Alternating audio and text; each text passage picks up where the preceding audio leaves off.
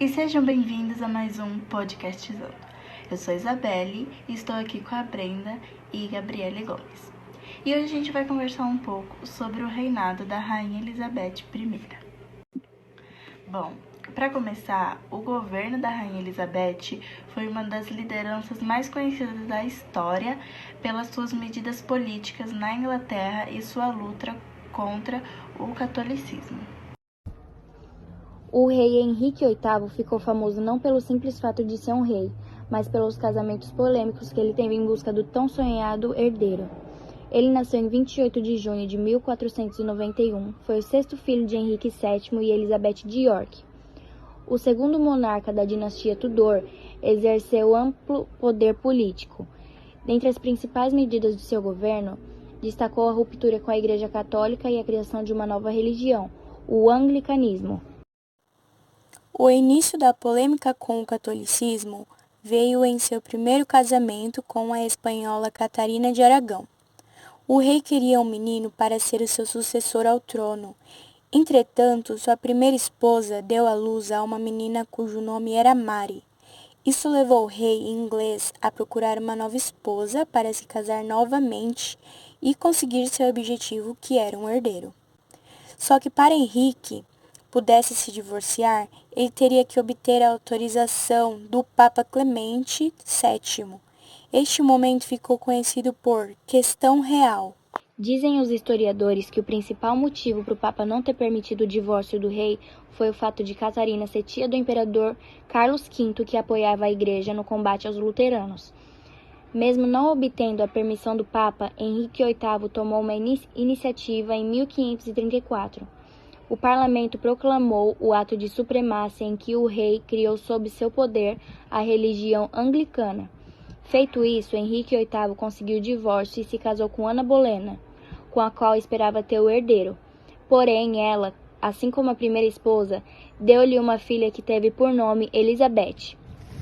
Como não havia conseguido ainda ter um menino, Henrique VIII, na busca pelo seu objetivo, acusou Ana de adultério e ela acabou sendo morta por essa acusação, dando oportunidade a Henrique se casar novamente. Desse modo, o rei casou com Jane, que mesmo morrendo após o parto, gerou Edward I, o tão esperado filho e sucessor ao reino. Quando Elizabeth completou 13 anos de idade, Henrique VIII, ele morreu como era de se esperar. O seu filho, Edward I, assumiu o trono com apenas 9 anos de idade. Só que a saúde dele era vulnerável e em 1553 ele morreu de tuberculose. Nesse caso, a sucessora por direito era Mary, a primeira filha de Henrique com Catarina, assumindo o trono em meio a polêmicas por causa que ela era católica. Mary se casou com Felipe II, que ele era o rei da Espanha, em 1554, e mandou perseguir e queimar na fogueira as pessoas que eram contra o seu governo. Vários países da Europa enfrentaram verdadeiras crises em relação às reformas religiosas que se espalhavam pelo velho continente. Entre elas, a gente pode destacar o luteranismo na Alemanha e o calvinismo na Suíça. Em meio a esse cenário de luta entre católicos e reformistas, a atual rainha inglesa suspeitava que sua irmã, Elizabeth, estava incentivando revoltas contra seu governo e, por isso, deu ordem para prendê-la na Torre de Londres. Porém, Mary morreu em 1550 e o direito ao trono ficou com Elizabeth.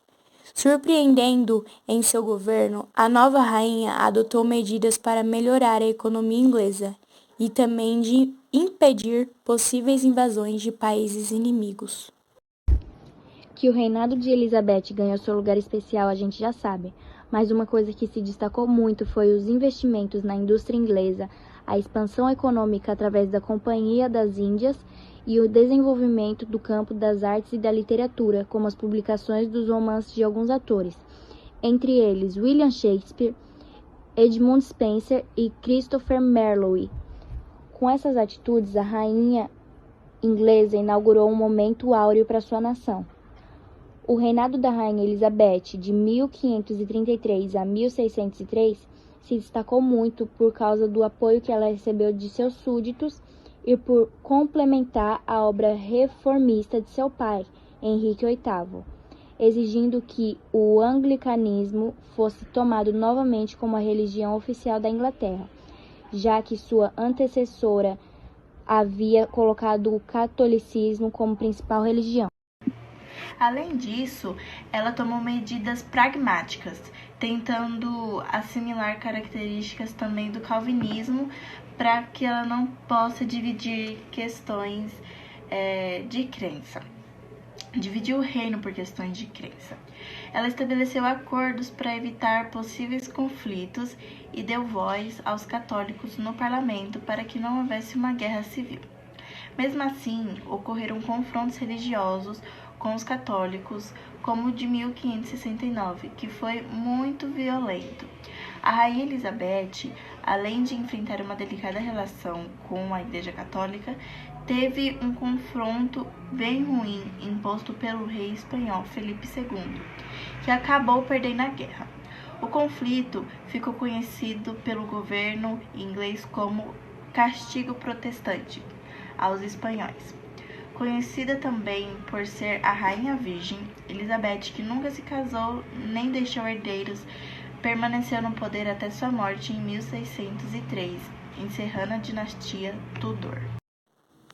No período de seu governo, a Igreja Católica adotou uma série de medidas contra-reformistas, como o Concílio de Trento, elaborado pelo Papa Paulo III. Essas medidas católicas eram uma maneira de combater o avanço de religiões como o calvinismo e o anglicanismo. E foi isso, gente. Espero vocês no próximo podcast. Tchau!